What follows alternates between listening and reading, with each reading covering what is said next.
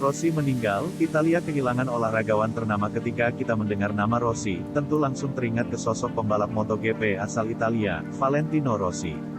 Padahal, sebelum Valentino Rossi mendominasi ajang Grand Prix pada medio 2000-an, ada nama Rossi lain yang tidak kalah hebatnya dari detektor julukan Valentino Rossi. Sosok Rossi yang dimaksud adalah Paolo Rossi, pria 64 tahun yang meninggal dunia pada Kamis tanggal 10 Desember tahun 2020 pagi WIB. Lantas, siapa sosok Paolo Rossi yang dimaksud? Jenazah Paolo Rossi saat hendak dimakamkan di tempat peristirahatan terakhir. Paolo Rossi merupakan mantan bomber andalan Vicenza, Juventus dan tim nasional timnas Italia. Nama Paolo Rossi menanjak ketika pria bertinggi 177 cm itu keluar sebagai top skor Liga Italia tahun 1977 sampai tahun 1978 tatkala membela Vicenza. Saat itu dari 30 pertandingan, Paolo Rossi mengoleksi 24 gol di Liga Italia tahun 1977 sampai tahun 1978. Sayangnya, perlahan-lahan ketajaman Paolo Rossi menurun.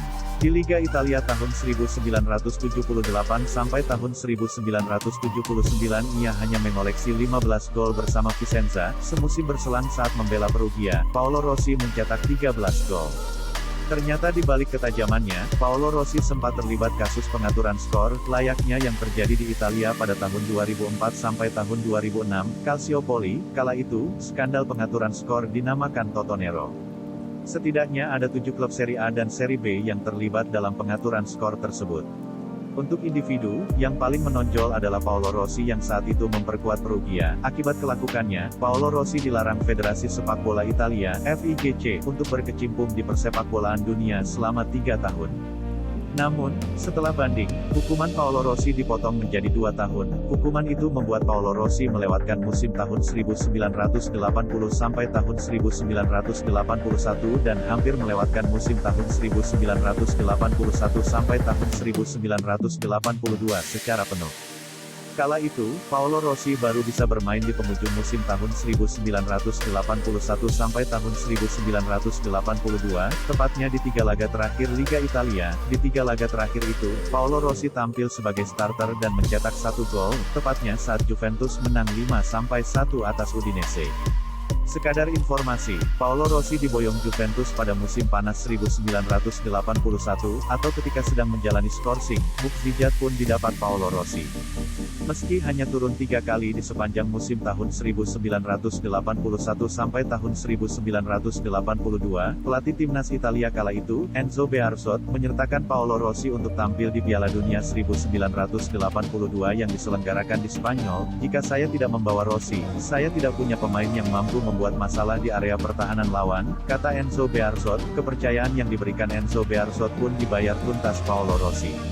Sempat mandul di 4 laga awal, Paolo Rossi menggila di 3 laga terakhir. Ia mencetak hat-trick saat Italia menang 3-2 atas Brasil di fase grup kedua. Kemudian, Paolo Rossi memborong semua Gli Azzurri julukan Italia saat menang 2-0 atas Polandia di semifinal. Terakhir, Paolo Rossi mencetak 1 gol saat Italia menang 3-1 atas Jerman Barat di partai puncak.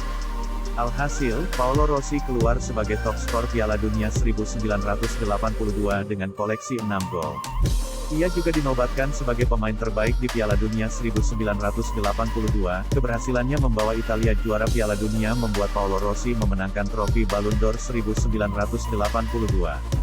Ia mengikuti jejak Omar Sifori, 1961, yang menjadi pesepak bola pertama Juventus yang memenangkan trofi Ballon d'Or. Paolo Rossi saat memenangkan trofi Ballon d'Or 1962. Selain itu, Paolo Rossi juga membantu Juventus memenangkan trofi Piala Liga Champions tahun 1984 sampai tahun 1985, atau yang pertama sepanjang sejarah berdirinya klub.